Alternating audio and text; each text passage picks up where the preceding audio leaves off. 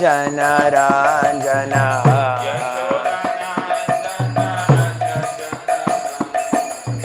Yashodanandana Braja Janaranjana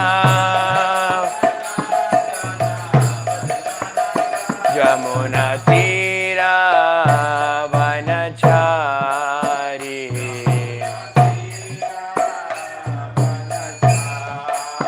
Hare Krishna Hare Krishna Krishna Krishna Hare Hare Hare Rama Hare Rama Rama Rama Hare Hare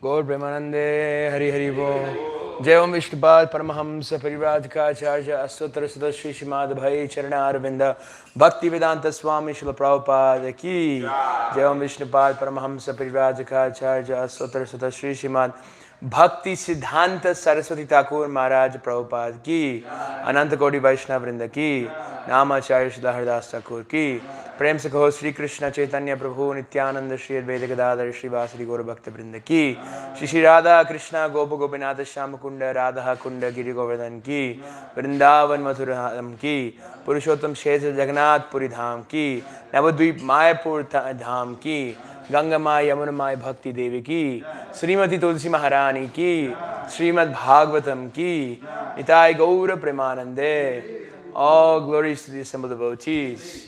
All glories to the assembled devotees. All glories to the assembled devotees. All glories to the lotus feet of Guru Gauranga. All glories to Srila Prabhupada. Srila Prabhupada ki jai.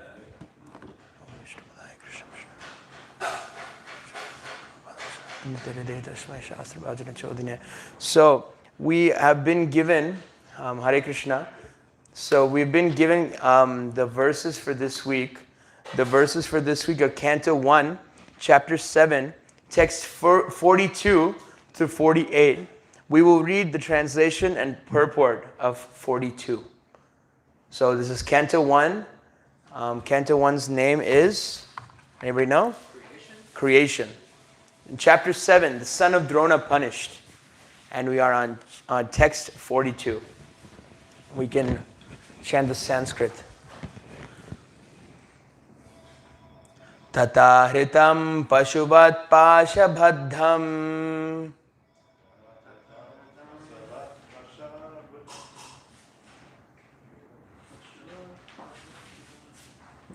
Maybe I'll start with piece by piece. Tata ahritam pashuvat pashabhaddham avakmukham karma jugupsitena nirikshaya krishna pakritam guroho sutam vama svabhava kripaya nanama cha tatahritam pashuvat pashabhaddham avan mukham karma jugupsitena niriksha krishna pakritam guru sutam vama svabhava kripaya nanamacha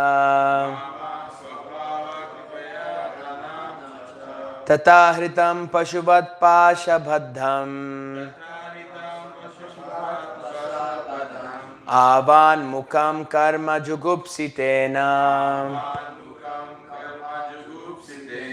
nirikshya krishna pakritam guru sutam vama svabhava kripaya nanamacha maybe one person can take, want us to try chanting the Sanskrit?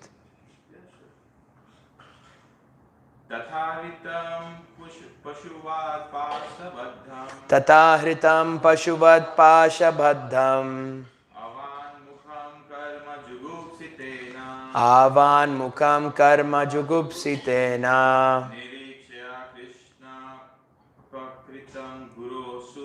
nirikshya krishna pakritam guru sutam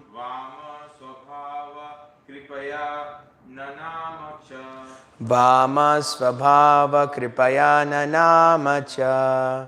So we'll read the word to word. Tatha, thus. Ahritam, brought in. Pashuvat, like an animal. Pashabhaddham, tied with ropes. Avak mukham, without a word in his mouth. Karma, activities. Jugupsitena, being heinous. Niriksha, by seeing. Krishna, Draupadi. Apakritam, the doer of the degrading. Guroho, the teacher. Sutam, son. Vama, beautiful. Svabhava, nature. Kripaya, out of compassion. Nanama, offered obeisances. Cha, and. Translation and purport by His Divine Grace A.C. Bhaktivedanta Swami Srila Prabhupada. His Divine Grace Srila Prabhupada ki jai. Srila Sutta Goswami said, Draupadi then saw Ashwatthama and was bound with ropes like an animal and silent for having enacted the most inglorious murder. Due to her female nature and due to her being naturally good and well-behaved, she showed him due respects as a Brahmana. Purport. Ashwatthama was condemned by the Lord himself, and he was treated by Arjuna just like a culprit, not like the son of a Brahmana or teacher. But when he was brought before Srimati Draupadi, she, although begrieved for the murder of her sons, and although the murderer was present before her, could not withdraw the due respect generally offered to a Brahmana or to the son of a Brahmana. This is due to her mild nature as a woman. Women as a class are no better than boys, and therefore they have no discriminatory power just like that of a man. Ashwatthama proved himself to be an unworthy son of Dronacharya or of a Brahmana, and for this reason he was condemned by the greatest authority, Lord Sri Krishna, and yet a mild woman could not withdraw her natural courtesy for a Brahmana. Even to date, in a Hindu family, a woman shows proper respect to the Brahmana caste, however fallen and heinous a Brahma Bandhu may be. But the men have begun to protest against Brahma Bandhus who are born in families of good Brahmanas, but by actions are less than Shudras. The specific word used in this shloka is Vama Svabhava, mild and gentle by nature. A good man or woman accepts anything very easily, but a man of average intelligence does not do so. But anyway, we should not give up our reason and discriminatory power just to be gentle. One must have good discriminatory power to judge a thing on its merit. We should not follow the mild nature of a woman and thereby accept that which is not genuine. Ashwatthama may be respected by a good-natured woman, but that does not mean that he is as good as a genuine Brahmana. Om Ajnana Timirandasya Jnananjana Salakaya Chakshurun Militam Yena Tasmai Shri Guruve Namaha Sri Chaitanya Manobhishtam Stapitam Yena Bhutale Swayam Rupa Kada Mahyam Dadati Swapadantikam Vandeham Sri Guru Sri Yuta Padakamalam Sri Gurun Vaishnavamscha Sri Rupam Sagrajatam Sahagana Raghunathanvitam Tam Sajivam Sadvaitam Savadutam Parijana Sahitam Krishna Chaitanya Devam Sri Radha Krishna Padan Sahagana Lalita Shri Vishakanvitamscha He Krishna Karuna Sindho Dhinabandho Jagatpate Gopesha Gopika Kantha Radha Kanta Namostute Tapta Kanchana Gaurangi Radhe Vrindavaneshwari Vrishabhanu Sude Devi Pranamami Hari Priye Vanchakalpa Tarubhyascha Kripa Sindhubhya Evacha Patitanam Pavanebhyo Vaishnavebhyo Namo Namaha Nama Om Vishnupadaya Krishna Prishtaya Bhutale Srimate Bhakti Vedanta Swami Niti Namine Namaste Sarasvate Deve Gauravani Pracharine Nirvishesha Shunyavadi Paschatya Deshatarine Jaya Shri Krishna Chaitanya Prabhu Nityananda Shri Advaita Gadadhara Shri Vasadi Gaura Bhakta Vrinda Hare Krishna Krishna Krishna Hare Hare Hare Rama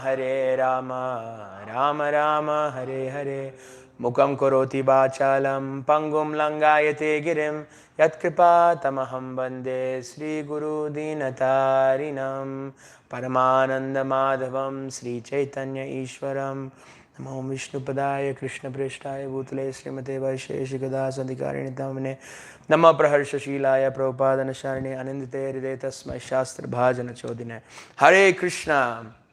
So, very nice to see you all, not in two-dimensional figures, as three-dimensional human beings, and not on a Zoom screen, oh, except you guys.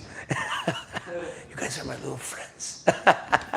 So, we're given this opportunity. I just flew in yesterday from New York City, and I was given the opportunity by Alok Prabhu to serve the Srimad Bhagavatam class, and I am very grateful because the Srimad Bhagavatam is the most glorious of all scriptures, and you won't hear this stuff on Fox News or CNN or any of mainstream media or any media of sorts, because it's actually not meant for that.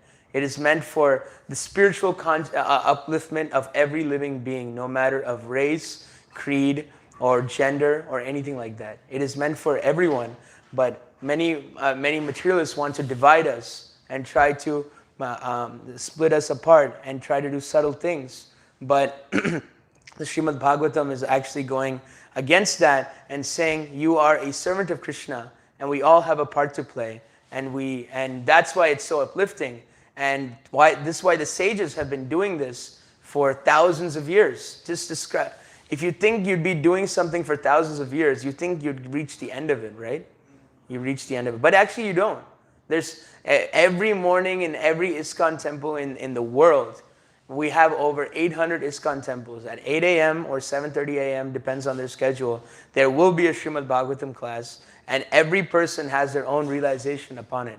And they try to expound upon it, not because we're some sort of big preachers or some sort of trying to, you guys are all more senior than me, but I'm just, but actually for my purification. It's my happiness to do this. And it's actually, so it's kind of like when our teachers say that when you're studying for an exam, you should study it so well that you can teach it to someone else. So when we are given an opportunity to speak on the Srimad Bhagavatam, it's actually for my purification, because I study the subject matter in a way that I can teach it. So I won't be able to give an honest presentation on Bhagavatam unless I really study the whole thing, look at the context, look at the different factors at play. So that's why it's so purifying. So I would like to really beg all the Vaishnavas assembled here and on YouTube to please bless me, and hopefully anything that comes out of my mouth is actually the mercy of the previous acharyas, the previous teachers, and anything that has ill intent or ill words, please accept that as a fault as my own, because I'm a human being. I'm prone to err, and I am full of errors. So I would just like to offer my obeisances to everyone before I start. And this is all coming by the mercy of Srila Prabhupada. And Srila Prabhupada is actually giving us this opportunity to make our lives perfect. Prabhupada never needed to do this. He could have stayed in Vrindavan in a nice, comfy temple, Radha Damodar, and went back to Godhead himself. But at the age of 70, he crossed the ocean just to get. And then someone asked him in Mayapur, in the Shantipur. There's a place called Shantipur in West Bengal, which is one state in India. So someone asked him, "Hey, Swami, I heard you're going to the West. You know, I heard. Why are you going to the West so early?" He said, "I'm not going to the West. I'm not going to the West." And then he said, "No, I've heard from reliable sources that you're going to the West. I'm not going to the West. Srimad Bhagavatam is going to the West, and I am just acting as his personal servant, as this jewel of all literatures." So I like to I don't want to recap the whole chapter because it's a very well-known chapter, but I'll just put into this. It's flowing into with the Mahabharata very, very nicely. So if you look at the whole chapter, it's context. There's this character Draupadi. Her 5 sons were mercilessly slaughtered while they were sleeping in terms of warfare, because of warfare. There's common rules in warfare that you're not supposed to injure citizens, and the women and the children, they shouldn't be harmed. But this Ashwatthama went in the dead of night, not to kill the main Pandavas or anything, to slaughter the 5 young sons of Draupadi. Now, I can't think of anything more heinous than that. This would be the death sentence in some states, or a life sentence, and it would be horrible. But he was captured after a big struggle with the Brahmastra, which is an ancient weapon. It's more powerful than a nuclear weapon, as we know. But it is more accurate than the nuclear weapon. As we saw in Hiroshima, Nagasaki, you can see like the whole city was just kind of like leveled. But the Brahmastra was so specific that you don't even need any gunpowder or anything. It was controlled by sound and mantra, and it wouldn't kill all the people around a place. It would just go directly at one person, and it's virtually impossible to stop. Virtually very hard. So Arjuna and Krishna, who we know from the Bhagavad Gita, they captured Ashwatthama. And it's described in this verse, he's bound like an animal with ropes, and he was who was bound with ropes and silent for having enacted the most inglorious murder. And if we think about it, there's some really intricate things that are happening in this purport, and sometimes people are disturbed by some of these things. So I like to clarify a couple of these things. So previously in the chapter, Krishna says to Arjuna, he says once he captures him, he says, "Kill him immediately." Krishna says, "Why does this guy need to live? He killed 5 babies, for God's sake, you know." And it's actually mercy when the government, I think we read this before, that when the government enacts the death penalty, it is by the king. It is actually mercy upon the person who killed, so he doesn't have to deal with the karmic reactions in his next life. So when the government enacts the death penalty, it actually frees him from all that karma. So Krishna is saying, kill him immediately. You know, there's a story in the Mahabharata. You know, there was that whole pastime of Krishna tells Yudhishthir. Dronacharya is Ashwatthama's father. Not our names, but just hold on, it'll get simpler. So as we know, the Pandavas are the 5 brothers. One of them is Yudhishthir, one of them is Arjuna. Yeah, so Krishna tells Yudhishthir, go tell Drona, who is Ashwatthama's father, that Ashwatthama died. Everybody kind of familiar with this? So he wants him to go to the father and tell him his son died. But the secret meaning was that there was an elephant also named Ashwatthama. It's kind of like going and saying like, Alec has sadly left his, has died, you know. But there was like an elephant that named Alec who died. So if I go tell Shrestha, Alec died, she's like, oh my gosh, no, no, no, but like this and that. But I'm referring to the elephant, but that's my little double entendre, that I'm trying to deceive her, and then so basically the same thing was happening. So so Krishna is telling, go tell the father Dronacharya that his son died, but so he can be in grief, you know, for some reason, for one reason or other. And Yudhishthir, who is supposed to be the embodiment of all religion, actually hesitated. So Yudhishthir was supposed to be so religious, so empowered, that when his chariot would move, it would actually be like an inch or two off the ground, because he was so empowering and uplifting to others. But when he hesitated, the chariot immediately fell onto the ground. So some people say it hits. It's because he was lying. You know, lying is a very bad thing to do. It actually pollutes the air. So never tell a lie, especially in front of the deities or anyone. So some people say it's actually due to him lying. But the reason why the chariot fell on the ground was because he was hesitating and not carrying out the actions of Krishna, the instructions of Krishna. So we can see by this pastime that Lord he's trying to teach us something. That so don't hesitate when Krishna is telling you something and you hesitate. Oh, that's crazy, man.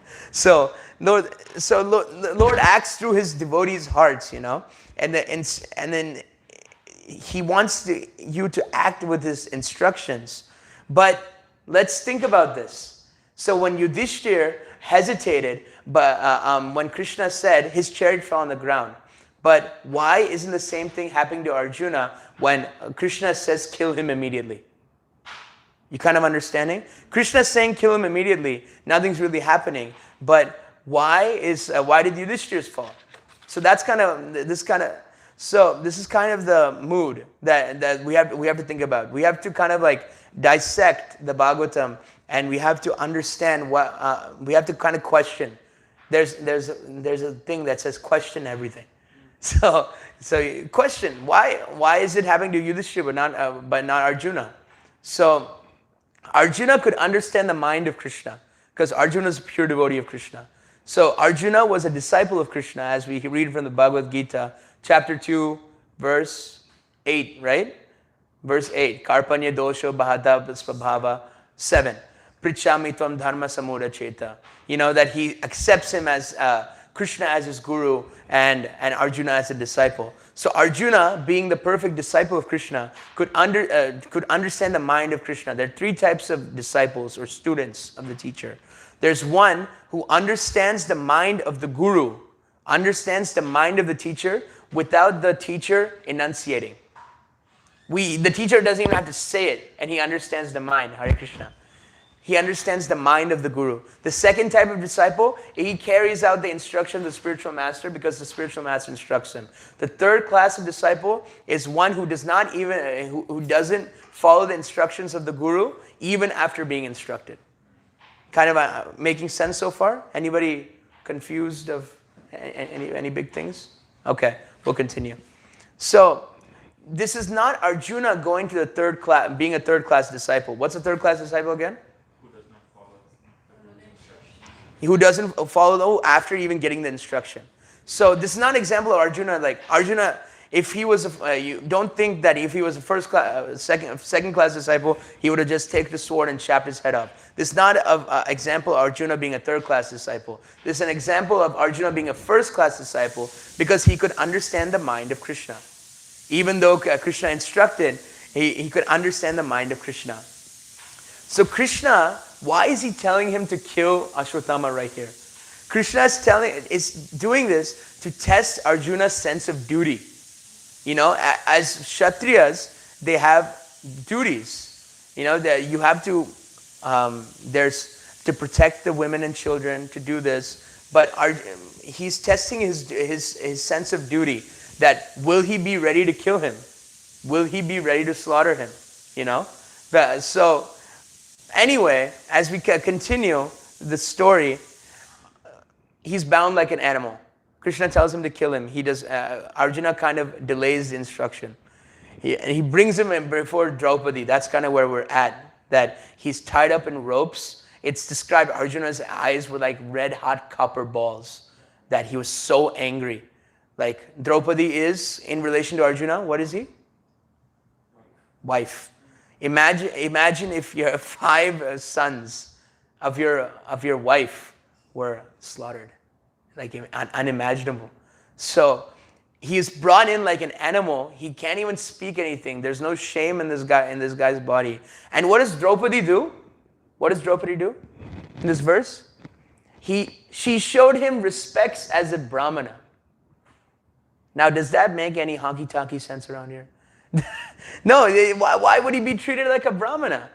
First of all, he's bound like an animal. It's described he's bound like an animal and he has no shame. He won't even speak because of the inglorious murder.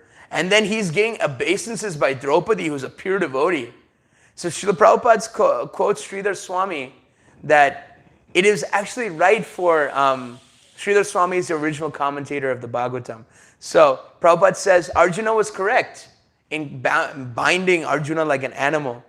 So binding Ashwatthama like an animal. So Draupadi's obeisances, that doesn't make any sense. But if we look at this verse, that's what it's described. Vama Svabhava, this very important term. Vama Svabhava, Prabhupada gives in the purport that mild and gentle by nature. Women are naturally mild and mild-natured, So Draupadi is feeling respect to Ashwatthama. He's feeling Ashwatthama, but that's actually not right. That is going against the principles of Dharma. Dharma means duty, religion, type thing. So that's actually not correct because she has lost her discriminatory power. It's described that Vanaswadhava, she's lost her discrimination. And it's not following Dharma because he's paying obeisances. But how can we say that of Draupadi? Draupadi's an eternal associate of Krishna. Why is she exhibiting a conditioned state? Why is she going against the rules of Dharma? If she was an associate of Krishna, she's a pure devotee. Why is she exhibiting this conditioned state? Prabhupada mentions this in the next purport, actually, that, I have it in my notes here, that Prabhupada mentions she's a pure devotee. She was a pure devotee of Krishna. That's why she's exhibiting a conditioned state, if that makes any sense. This is a confusion, How can she be going against Dharma, but she's a pure devotee and in a conditioned state? Everybody makes sense of the confusion? Yeah? Maybe some type of form of yoga maya, or also her exhibiting her mother capacity. Yes. So women as a mother have a natural tendency to care and love other people, and she displays that type of mercy even to someone who's killed their children, which shows a lot of strength actually too. Yeah. Of course she should be condemning him in a sense and being very angry, if he just killed her 5 Yeah. times. But since she's displaying that mother characteristic of a woman, she's showing that kind of mercy.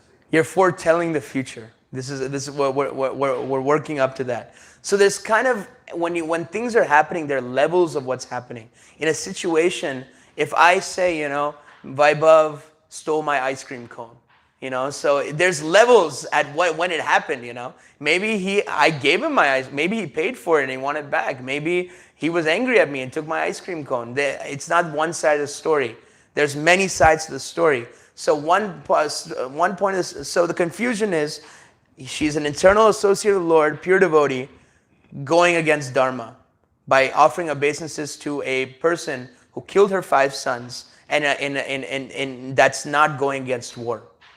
War tactics. These are against war rules, So one point is that Lord that Krishna Krishna teaches the world through his pure devotees. He's teaching how to be, how to act, how to do this. But Draupadi is an Uttama Adhikari. There's Uttama, Madhyama, Kanishta. Kanishta is on the lower platform. It's not wrong to be a Kanishta, but it's a place that a person's being in. But Uttama is the highest. And an Uttama Adhikari is a person on the highest spiritual platform. And then he or she, in this case, thinks everyone is superior to oneself. He has no power of discrimination. Krishna is showing, what is he teaching in this example? Krishna is showing the conditioned nature of a woman. This is a woman's conditioning to have the mild and gentle nature. This is a conditioning of material nature, And it's also showing the purity of Draupadi. Draupadi's purity is being clearly shown. So, but same thing is happening with Krishna and Arjuna, Arjuna also went against Dharma. How? Anybody have a guess? Went against Dharma. Exactly. In Bhagavad Gita, he's saying that, he's showing his miserly, he's being a miser, he's being cowardly, and showing so-called compassion because he doesn't want to fight. But to be dharmic, to be religious, to do your duty is to fight. But Prabhupada also says that is also the symptom of a pure devotee. He has compassion for others. So this is dharma, adharma type thing. So that's why we need to take shelter of the acharyas. Srila Prabhupada and all the acharyas have explained this very nicely. How do we reconcile this? So, and also if you go to the next few verses, I was really astounded at this. I read this part, but it was really nice. And after Draupadi makes her arguments why he should not be killed, everybody accepts it. Everybody's like, okay, we're not going to kill him. Except Bhima, who wanted to kill him. So, even Krishna and Yudhishthir. Yudhishthir's another name is Dharma Raj, who's Dharma. How is that? How is, like in one verse, everybody wants to kill him, and then once Draupadi makes her adharmic arguments that is against Dharma, how is the entire Pandavas like, hi, cool, let's just keep going, But here, her respect that she is offering Ashwatthama is being condemned because it is adharmic. But we can see that in the next verse, because we have a section. If we go to text 45, we can see that Draupadi is only respecting Ashwatthama for one reason. For one reason only. It is because her respect for Drona Acharya, Ashwatthama's father, and Kripi, the mother. That verse. Anybody want to read 45 for me? He, Dronacharya, is certainly still existing, being represented by his son. His wife, Kripi, did not undergo a sati with him because she had a son. Someone read 44 also. It was by Dronacharya's mercy that you learned the military art of throwing arrows and the confidential art of controlling weapons. So Draupadi is respecting Ashwatthama because who cares about Ashwatthama? He killed your sons. But we have respect for Dronacharya, the father. And she's respecting Drona and Kripi, and she's feeling especially compassion for Kripi because she doesn't want to see another mother go through what she had to go through. Imagine she's feeling sad for Kripi to lose one. Imagine losing five. Horrible. And then she's feeling compassion for Dronacharya because Dronacharya taught Arjuna the fight. So Arjuna's guru in one sense, and the military sciences was Dronacharya. So she was feeling respect against that. That is not against Dharma. That's not against Dharma to give respect to your seniors. Therefore, that argument is accepted by the Pandavas. That's the reason that Pandavas accepted it. It's not because that Vanasvabhava, that, because of her mild nature. That's a conditioning of material nature. It was because it was dharmic to show respect to Dronacharya and Kripi to save the child. So that's why the Pandavas accepted that. So there are two things happening. There's Vanasvabhava, that there is, you lost your discrimination power, this Vanasvabhava, and you're offering obeisance to Ashwatthama, that is against Dharma. And then using your discrimination power, you are paying obeisances to Dronacharya and Kripi, and that is following Dharma. You kind of see the contrast, So, same action, different reason, So there are a lot of things happening, but we have to follow the acharyas.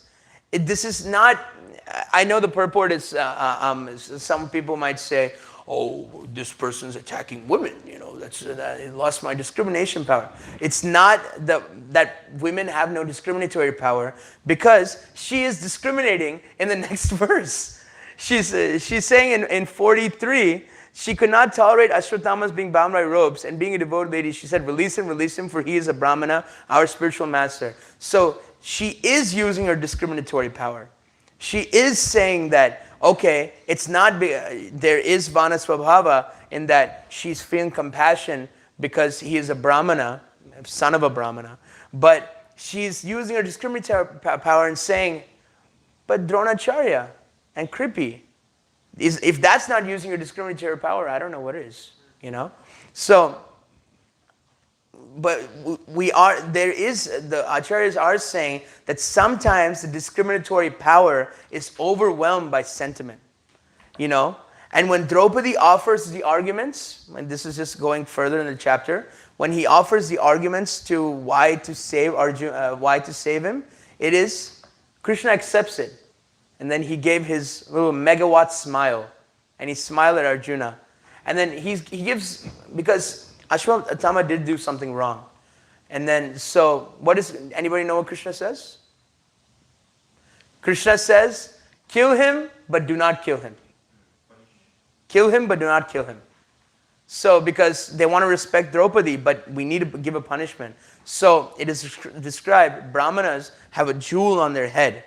Their little hair, which is, you lose all your Shakti, you lose all your power as a Brahmana if you lose that. So they took a sword and cut that jewel off his head. So they killed him by losing all his Brahminical tendencies. Nobody would respect him at all for the rest of his life. And it did not kill him. Yeah. So both were there. So this is kind of like the summary of where we're at. So it shows that the pure devotee always does the right thing. He doesn't do the wrong thing. Arjuna knew the mind of Krishna. Arjuna could have slaughtered, He got that instruction from Krishna. But Arjuna, being the first class disciple that he is, he could see the mind of Krishna. This is the quality of scriptures, You follow the eyes of the acharyas. When you try to read it yourself, you'll make mistakes, You just read this without an explanation from the acharyas. You could say, Draupadi is making very impassioned pleas, very, very nice pleas. So Krishna changed his mind. Krishna said kill him and did not kill him. That's very logical, right? But no, that's wrong. Why is that wrong? That's wrong because Dharman Susakshat Bhagavat Pranitam. That Krishna is unchanged. He's unchangeable. If God changes position, that means he's not the all-knower. And then the atheists have a way. There's a way for you to say, he's changeable. He changed his mind just because of someone he created. He must not be God. This is the danger of trying to use your own brain and try to figure it out. Even though it seems logical, the acharyas have taught, the teachers have taught about this. And then they've thought about this, and they're like, okay, it has to be like this. Krishna doesn't change his mind. Does Krishna change his mind in the Bhagavad Gita? He's like, oh, Arjuna, you're making really good points. Let's just drop our bows and get out of here. You know? No, it's Krishna's resolute through the whole thing, you know. So every sentence of the Bhagavatam is to invoke love of God in the heart, you know. So this question may arise when we read purports and translations like this. Does this Vama Swabhava apply to ordinary women, or does it also apply to devotee women practicing Vaishnavis, to ordinary like devotees? So we have to understand when a man or woman, when he joins Krishna consciousness, he's not ordinary. There's nothing ordinary about him. But it's foolish to say that every person who joins Krishna consciousness is a perfected living being. You know, they're not ordinary, but they're perfect. It's kind of like first grade and 12th grade.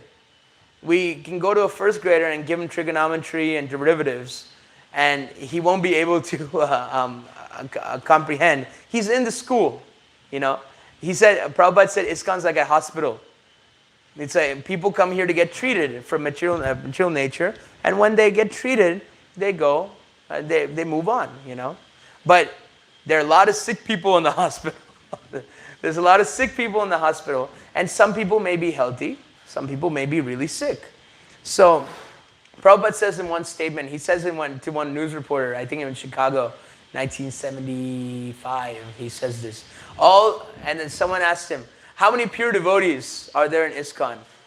And then he asked, how many devotees are there in ISKCON? How many people have joined ISKCON?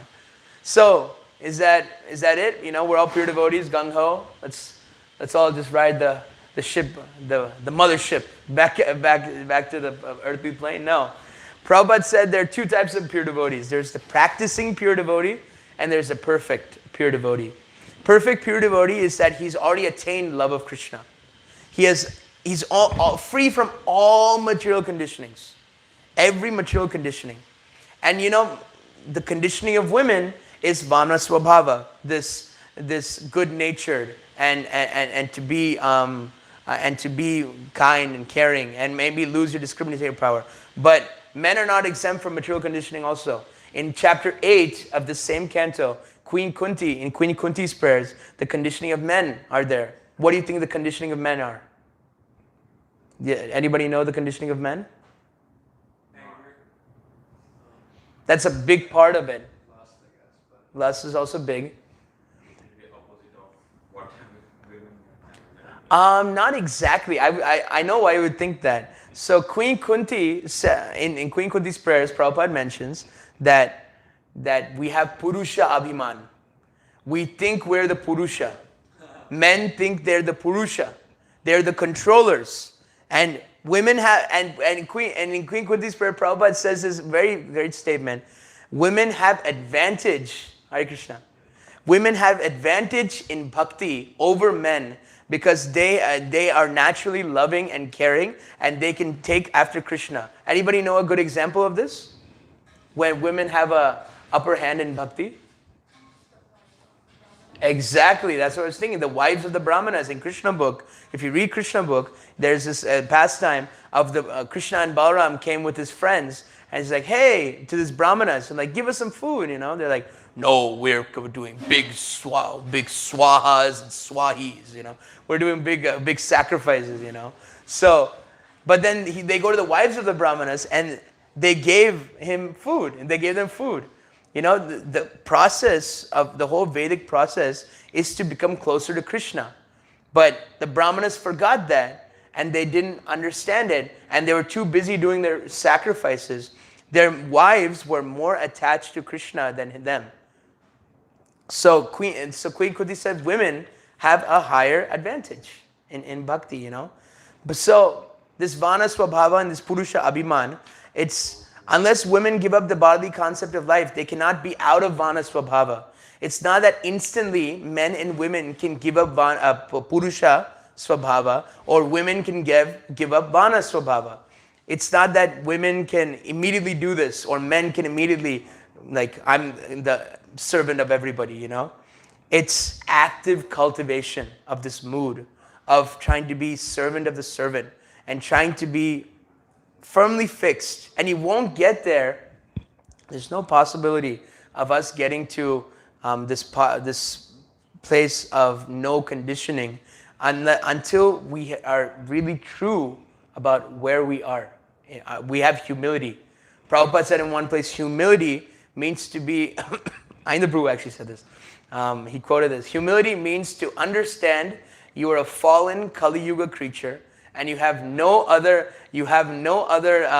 process except to take shelter of the holy name. That is humility, you know. And another thing, humility is knowledge. To be, don't think of you're something other than you're not. Don't think you're the Purusha, and don't lose your discriminatory power. These are very important things. So conditionings will be there, but they will be removed if we're firmly fixed in the feet of Lord Chaitanya. You know, usually we're taught it's really hard to do this in one lifetime. If you guys know the whole Vedic system, one lifetime is impossible. How long does Brahma live? What's one day of Brahma? One yugas, four yugas. Satya, Treta, Dwapar, Kali. You know, how long is Kali Yuga? 432,000 years, and it goes longer. That's one day of Brahma, and Brahma lives for a year. There's 1 year of Brahma, which is 365 days, and he lives for 100 such years. And it's described, we've been in material nature for infinite Brahmas. So you have to understand how much conditioning we come into our bodies with. And Rupa Goswami says in that famous prayer, Namo Mahavadanyaya Krishna Prema Pradayate Krishnaya Krishna Chaitanya Namne Goratvise Namaha. Namo Mahavadanyaya. This incarnation of yours is so magnanimous. Krishna Prema Pradayate. You are giving Krishna Prema freely to anyone. It's not even available in every Kali Yuga. Krishnaya Krishna Chaitanya, you are that avatar. Namne Gora Tushen, the golden hued. So, usually you have to go birth after birth after birth to purify a little bit. But Lord Chaitanya is like, no, one lifetime. Prabhupada said, one lifetime, go back to Godhead. You know, so we fix firmly in Lord Chaitanya's Sankirtan movement, you know, then you can finish it off in one lifetime. You know, so Prabhupada was saying this about conditioning. I was reading I'll Build You a Temple, the Juhu story. And in this book, he was Giriraj Swami is saying that he's going to reporters, Prabhupada is going to reporters, and he's saying, see how they are so happy. And these guys, and I've lived in, there were no complaining. There was no complaining. And you read how austere it is. Have you gone to the austerity of the Juhu land? How austere it was? I've lived in houses with rats before, but it's described that when these devotees on this land, they would be sleeping, they would wake up with pools of blood around them because the rats were gnawing at their legs and their arms. Imagine, one day you wake up and there's pools of blood, and then you're like, okay, it's for my spiritual master. That is Sharanagati. That is surrender unto the orders of the spiritual master, you know. So they were fully absorbed in Krishna consciousness. And the pure devotee can do that. Pure devotee can open Vrindavan. In Vrindavan, he can open Vrindavan in your mind. And Vrindavan, there are no problems. So even externally, there are pools of blood. I know there was one pastime where a big rat, a devotee was eating prasadam. A big fat rat just fell on his plate, you know, while eating the prasadam. So, yeah, Dravida, but not our Dravida, different Dravida. Our Dravida wasn't in Mumbai. Yeah, different Dravida. So, this Dravida, a big fat rat just fell on his plate, you know. Imagine, you know, all this, so, it wasn't human what Prabhupada did. He was opening Vrindavan in their heads, you know. And it's not that after Prabhupada left, you know, that nobody can get that type of absorption. Everybody can get that type of absorption. It's kind of like, oh, why are we not getting absorbed? It's because we have material desires. And material desires, it's like holding onto a tree and telling me, let go. You know?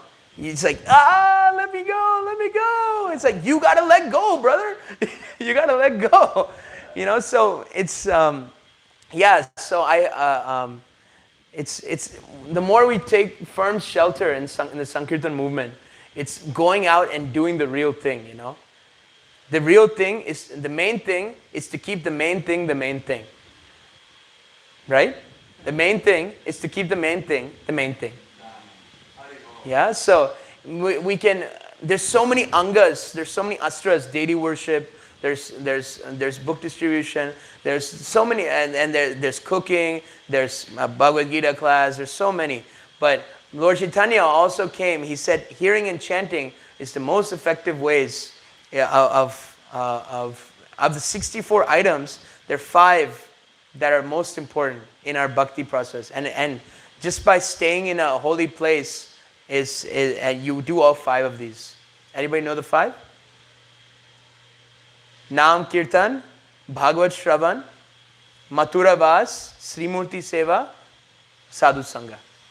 So Sadhu Sangha means association with the devotees. Bhagavad Shravan, hearing the Bhagavatam. Srimurti Seva, serving the deity very intimately. Naam Kirtan, chanting the holy names. And what was the last one? Sadhu Sangha is associating with the devotees. Huh? Mathura Vas, residing in the holy place, you know.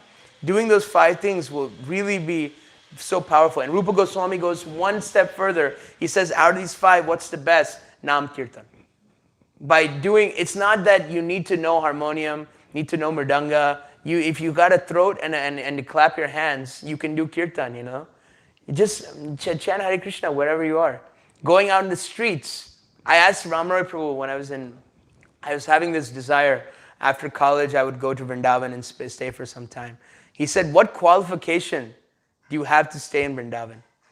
Yeah, I said, you know, Indra Prabhu was there. He would invite people to his 24-hour kirtan. And then he's basically saying, until you understand the Audarya aspect of Lord Chaitanya, you will never be able to understand the Madhurya aspect of Krishna. Audarya means mercy. And Madhurya means sweetness. You know, so until you understand the suffering that people are going through by trying to enjoy this material nature over and over again, just chewing what's already chewed, you know. It's just punar vita charvananam. You know, just chewing. It's like, oh, let me just chew it again. It's just the same thing over and over again. It's the same college football playoff every year. It's the same NFL team, the same NBA playoffs, the same music and the same controversy, the same political government, the same discussion over and over again. When will we get tired? You know, people are dying out there. People are not knowing about Krishna. And we are sitting here in such a wonderful place in the Columbus Krishna House. You know, we have Prabhupada, we have the Bhagavad Gita, and sometimes we feel lazy, but we always have to remember what great fortunes we have. You know, what great fortune. And to be in America. I was just talking to one devotee, and he came to visit us in New York. He's from Dubai, and he said, it's so nice to be doing Harinam Sankirtan. If we do Harinam Sankirtan in Dubai, we would be arrested. We'd be arrested, you know. So lucky. We have full facility. America, the land of the great, the home of the free. You know, we have full facility to do it. It's just, Indra Prabhu said that the Harinam Sankirtan process works. The chanting of the holy name works if you do it. It's just about doing it, you know. And you get firm faith. You know, japa is really great. It's like you get a personal connection with Krishna. But when you do kirtan outside on the street with like so many people and there's so many characters moving along, you get firm faith in what you're doing, you know. You guys experienced probably last, Guru Purnima, that Friday, that it gives you faith when you see people dancing, taking books, chanting, you know, and you're chanting. There's absolutely no loss or diminution by chanting and dancing out in the street. You think there's something more important to do? I would say there's nothing more important to do. And Indra Prabhu would say, if your teachers or your gurus or your authorities say not to do Sankirtan, and the Indra Prabhu would say, I'm sorry, they're not your teachers, authorities, or gurus. It's everybody who knows the scriptures can understand that Kirtan and going out and sharing this in the form of books also, and going out and giving these recorded kirtans to other people. It's the most important aspect of our devotion. So I hope I did justice to this verse. Actually, I could never do justice to this verse because there's always levels, as we mentioned, in the understanding of Vamasvabhava, Purusha Abhiman, and all these conditionings of the women and the men and all those in-between people. So thank you very much for hearing me out, my little ranting and raving. I know it was not easy to stay awake. Bye, Bob. It's not easy to stay awake and listen to me rant about this at 8 o'clock in the morning, but you guys were a great guest, and I hope everybody on YouTube can got something out of it. If it was anything beneficial, please accept it as the mercy of my spiritual master and the mercy of all the predecessor acharyas. If I have committed any offense or mistakes in my presentation, please forgive me. As merciful Vaishnavas, you will always have some compassion on me. And if there are any comments, questions, corrections, please let me know right now, and we will get those sorted. We have 5-10 minutes. Hare Krishna. Yes. I just wanted to add, first of all, Hare Krishna. Haribo. To have you back here. Let me get this. Alec, you want to go? Such a wonderful Bhagavatam class. What I really enjoyed is kind of brought everything back. To, having that love for Krishna, developing that love for Krishna. Yeah. And so I think so many times we get caught up in so much philosophy, speculation, or, I have to do this duty, I have to do that, and the thoughts of others. But it's about developing that love, even as you were talking about, even Lord Brahma, who's so effulgent and lives for so long, we can't understand that. And then at that point, Lord Brahma can't even understand Lord Krishna's unlimited power. And so I think just the fact that you mentioned that was really beautiful, and really grateful to have you back here, Prabhu. Hare Krishna. Nice to see having association. It's even described in 11th chapter of Bhagavad Gita that, when Krishna shows Virat Rupa Darshan, it's described, it's like, it was as if 1,000 suns were rising at the same time. Now, what experience does maybe you guys have been to different planets or something. What experience does anybody have of even 2 suns rising at the same time? And even say 1 sun rising, we can't even look at that sun, Has anybody gone and looked at the sun? Just testing, because if you looked at the sun, you can't see me. You'd be blind. So we don't even have experience of seeing 1 sun.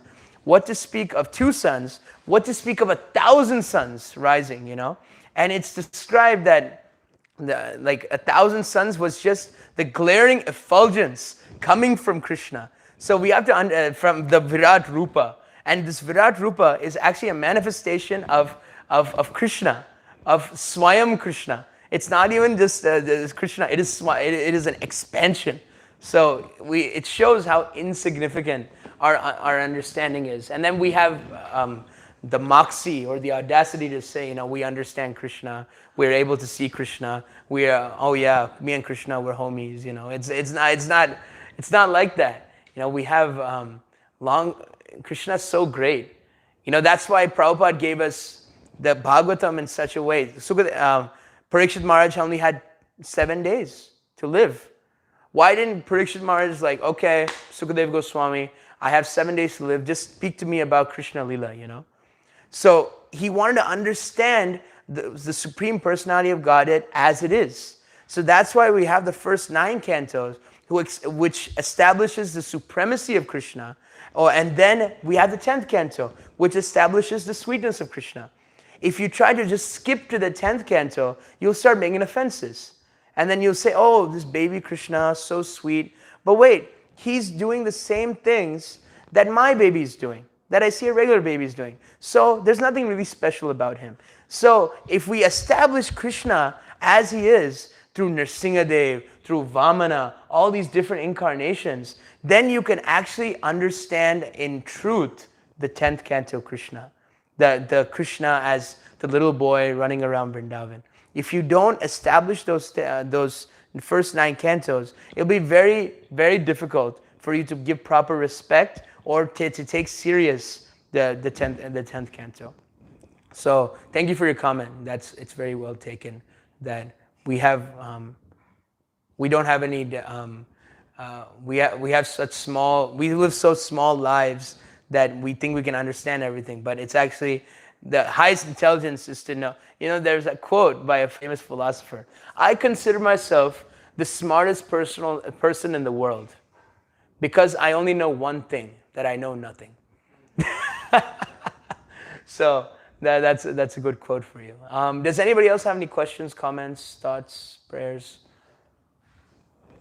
So I had a question, but just still confused about you distinguished nicely. No, you also gave 3 points that why there is those who take guru's instructions or they just know their instructions before even they say it, then those who follow their instructions once it's given, and those who don't follow after it's given. So how still I'm confused between Yudhishthir not following that, Ashwatthama died, because even I don't know if there are more reasons given to that pastime about Ashwatthama died to Dronacharya. Because the idea was to kill Ashwatthama, right, at that time. And, not Ashwatthama, Dronacharya, because he was just unbeatable. So Krishna said, okay, we know how to defeat him. So just say, and he'll be so demoralized, and then we can kill him. Yeah, so at that time also, he could also be having these same thoughts. No, but he's the Acharya, great Acharya. He's a Brahmana. He can also have the same ideas about what Draupadi is having currently. And Arjuna also said, no, Krishna, I don't think this is right. We should not kill a Brahmana. So it's still in this pastime, in this text 41. 41. Yeah, text. I just want to repeat my question. Yeah. No, Krishna, Arjuna. So in text 40, he says, in spite of Krishna's encouragement, Arjuna, a great soul, did not like the idea of killing Ashwatthama. Right? So it's still, I'm confused how Arjuna is in that first level where he knew Krishna's intentions before even he gave the instruction about killing, versus about Yudhishthir, who Krishna said that, okay, go lie. Arjuna said, no, Krishna, I don't like the idea. Both are saying, I don't like your idea. Well, Srila Prabhupada says in this purport, text 40 actually, that Lord Sri Krishna encouraged Arjuna outwardly just to test Arjuna's sense of duty. It is not that Arjuna was incomplete in the sense of his duty, nor was Lord Sri Krishna unaware of Arjuna's sense of duty. But Lord Sri Krishna puts many of his pure devotees to the test just to magnify their sense of duty. Though gopis were put to such tests as well. Prahlad Maharaj was also put to such tests. All pure devotees can come out successful in the respective tests by the Lord. So, yeah, so this test is by Arjuna. Yudhishthir, Arjuna never hesitated. Because Arjuna just kind of understood that he could read the orders of a spiritual master and say, okay, he's telling me to do this, but I know it's just a test. He wants me to do this. But Yudhishthir is hesitated.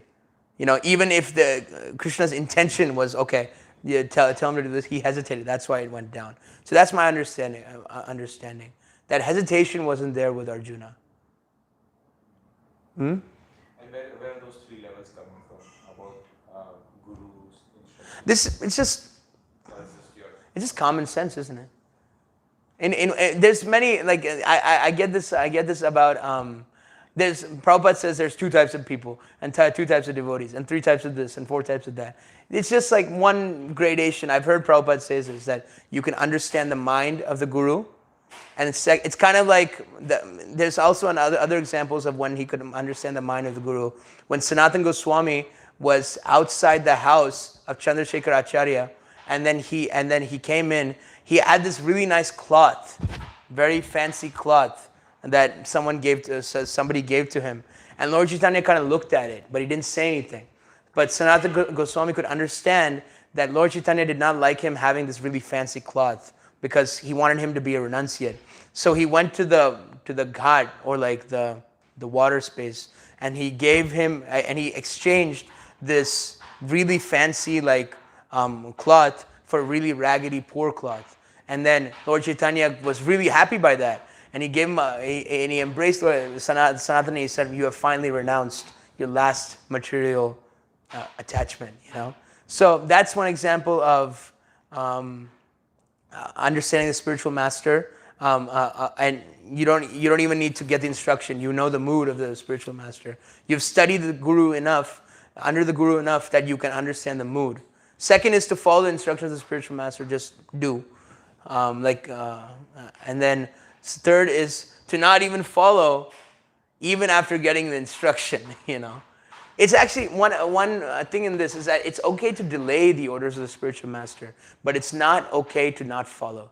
Like how our Srila Prabhupada did the same thing with his orders from Bhaktisiddhanta Saraswati. First meeting, he said he said go preach out in the West, in English, because such nice English. But he delayed the order of his spiritual master by 30, 40 years. But at the age of 70, he had enough respect for his spiritual master and so much reverence for his spiritual master. He said, okay, it doesn't matter if it were me, I'm like, okay, I'm 70. What am I going to do? I'm just going to chillax in Vrindavan. But he was like, no, my spiritual master gave me this order. I will follow it, no matter what. If it means death, Sumati Murarji, in her famous, the person who paid for Prabhupada's ship ticket, he said, Swamiji, you're going to die. You're going to die out there. There's nothing vegetarian. There's nothing you can do. What are you going to do? 70-year-old Swami never left India. You're going to go to the West and establish Krishna consciousness there. Not only did he establish Krishna consciousness, Brahmananda says in his things that, I thought Krishna consciousness was just for New York City. Lower East Side. I didn't even know it was going to go to Brooklyn. It was just going to be in the Lower East Side, But now Prabhupada, just because of his dedication to his spiritual master instructions, we're sitting in Columbus, Ohio, chanting Hare Krishna and reading from the Bhagavatam. I'll repeat that. We're sitting in Columbus, Ohio, speaking about the Srimad Bhagavatam across from Ohio State University. That's ridiculous, That's Prabhupada's mercy, So you always have to remember, we're sitting in Ohio and speaking, and we all come from such different places. Gujarat, Cleveland, I'm from New Albany, I'm from Columbus, you're from New York, and we're all sitting here on the floor. You guys are very, we're sitting on the floor in robes, and we're chanting Hare Krishna, reading from the Bhagavatam. It's no other society can say this. And if you come on Sunday, you have people who make less than $10 a day, and you have people who are doctors and millionaires washing the same pots in the same kitchen. What other place can you say that's like this? No other place. So that's my short, long answer. But I think you may not be satisfied with the answer. I would recommend you go to Prem Sindhu Prabhu with that. No, the reason I ask is because sometimes people might start thinking, oh, I have such great connection with my spiritual life. I can understand all these instructions before even he gives me, so they can start misusing that. Yeah, it's a very thin line. It's a very thin line in that, okay, and it's you have to really understand the Vapu versus the Vani. If you're really attached to the Vapu, how can you test this? If you're on this first class platform, is that if you act different in front of the spiritual master, and then when you're not in front of it. That's one test you can do. It's like you act really serious, and then you're super nice and friendly when the guru or spiritual master is around, but when he's gone, you act like an animal or like anything, like a hooligan. That's probably a better word. That's if you're attached to the vapu that much, and you are not being different around the spiritual master, and when you're not, then you can say, okay, you have internalized the mood of the spiritual master, because then you'll see that the guru is non-different. It's there with you everywhere. You have to always think, my spiritual master is sitting right next to me as Paramatma. He's a representative of Paramatma. He's sitting right next to me. He's watching everything I do. Am I really in that consciousness? It's a very high consciousness. Prabhupada said that I am never separated from Bhaktisiddhanta Saraswati. He is always with me. His godbrothers means one who takes initiation from the same spiritual master. So his godbrother, when he went to Mayapur, he's like, his godbrothers criticized, why didn't you go see his samadhi? That's the first thing you should do. You should see your guru's samadhi. Samadhi is like where they would put the spiritual master's body once he leaves the planet. You should go see his samadhi. That's the first thing you should do. Pay your respects to the spiritual master. And then Prabhupada said, he is always with me. I'm not able to do anything without his association. I'm just his insignificant servant. So, like that. Vapu versus Vani. Be really attached to the Vapu. But you should be to the Vani. To the Vani. Vapu means personal. Vapu means physical association. Vani means following the instructions. Yeah. Anything else? Comments? Questions? Anything on YouTube? Nothing on YouTube? Yes, Naeem Prabhu? Point of clarification then is, you're talking about a pure devotee understanding the intention of your master, right? So if you're not a pure devotee, you may misunderstand it, and so you may, with you saying, I don't know what the word is, abuse, saying, oh, he's saying one thing, but then you're not understanding. But you're saying he has to be a pure devotee. Yeah. Yeah, I saw that apparent conflict as well, in that he was a pure devotee and he didn't follow he didn't follow the apparent instruction, but he could understand the mood of his spiritual master. It's kind of like, I don't know, it's kind of a crude example. Is that what Prabhupada one time asked for a glass of water. Someone brought him a glass of milk, thinking it would be better. But Prabhupada's like, I just want a water.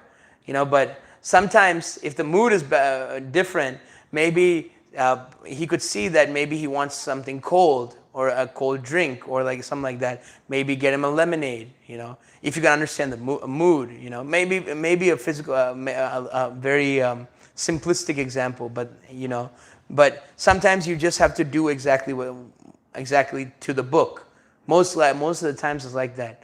But for me, at least. But sometimes you can understand the mood so much that it's like go above and beyond. I wouldn't if he would have killed Ashwatthama right there. I don't think anybody. He's following the instructions of Krishna, but the mood would have been wrong. The intention. Yeah. So there, Arjuna is a pure devotee. Understands the intention of Krishna, who is the ultimate guru. Yeah. Okay. Yeah. Draupadi is also a pure devotee. Yeah. Did she also understand, just like Arjuna, what Krishna's intention was? She must have, because she makes those arguments, right? I mean, who is anybody to argue in front of Krishna? But she makes those arguments that I cannot bear to see him bound up like this, and it's based off dharmic principles. So yeah, she's also a pure devotee. So I'm looking at Prabhupada's purport, and he seems kind of harsh. Which there with women. She's a pure devotee. Does she also understand, like Arjuna, Krishna's intentions, and so she's even going above and beyond, saying, really give mercy to this guy, even though what he did. So she seems to be even more merciful about the whole situation. Yeah, well, Prabhupada, he's basically just making the point of Vamasvabhava, that no discrimination power. But then, if you look at it, she's discriminating in the next next couple of verses, because she's giving respect to Drona and Kripi, So it's the wife. So it's kind of like it's not a conflict in that sense that women can't do have no discriminatory power. But she's just it's kind of like it has a dual meaning. There's dual meaning of dharma and an adharma, So I was thinking like that, but yeah, very interesting. We'd have to bring a couple of these too. Because I'm seeing her Yeah. as not the typical woman, because she's a pure devotee. But she's playing the role for the instruction. She's playing the role for the instruction, but she is playing the act of a pure devotee also. That's the confusing part, That. Yeah, same thing. Arjuna in the battlefield. Was he a coward because he didn't want to fight, or was he having the compassion of a pure devotee? You can make both. You can make both arguments. The acharyas give both arguments. So same thing. She's like Vamasvabhava. She lost her discriminatory power. She offered a basis to Ashwatthama. It's adharmic. It's not according to dharma. But then she's using her discriminatory power to give respect to Drona and Kripi, and that is according to dharma. and she's the same person, So interesting. One question on YouTube from Charita. Haribo. Thank you for the class. One question. In today's world, this gender phenomenon is seen not as a binary. How do we understand the mild nature of women versus Swabhava. Purusha Abhiman. of men in this time? So, gender fluidity, is that the thing? So, yeah, I heard someone say this, that it's not that we can stereotype all men are going to be like this and all women are going to be like this. There are going to be certain women that have a more commanding or have Purusha Abhiman. And there's some men who have a Vamasvabhava, that loss of discrimination. Either or doesn't matter. They're both still material conditionings. They're all still material conditionings, and they all have to be renounced. That trying to be the greatest of the great, I make the money, I make the bucks, or losing the discriminatory power. But no matter what conglomeration of the two you are, that of what material nature, because we've been through millions of lifetimes of this, that we've been going through this birth after birth after birth. We might be this and that. We could have been a woman in the past. We could have been a man in the past. But that conditioning of a woman might still be there. The conditioning of a man might still be there. No matter what, it's still a conditioning, and that needs to be removed by Krishna. That needs to be removed by the process of Krishna consciousness to get to that platform. But we cannot treat each other as, it's like kumbaya, it doesn't matter if you're a woman or a man, you are still in this body, There is time, place, circumstance that we have to adhere to, or it just becomes, that's why the scriptures give these regulations. There's that men and women should be separated. There should be some separation between the sexes. There should be no illicit sex. These things are there. Or what happens? Tasmat shastram pramanam te karya vyavastito. That if you go against the scriptures and the regulations and the guidance of the scriptures, there will na sukham kartum avyayam. There will be no happiness in this life or the next, or your life won't be happy. Yeah. Yeah. So that's it's the modern principles, and the Vedic principles speak about the modern principles also. The contemporary has not the contemporary time has not advanced very much spiritually, but they've advanced very much materially in trying to throw things out here and there. But the Vedic scriptures speak about all this, speak about a lot of these things and how to. It's the same flavor. It's the same flavor, but different. It's just different flavors, same base, So it's quite simple to address that. So, Grantaraj Srimad Bhagavatam ki jai, Srila Prabhupada ki. Gaur Premanande, Hari Hari Bol.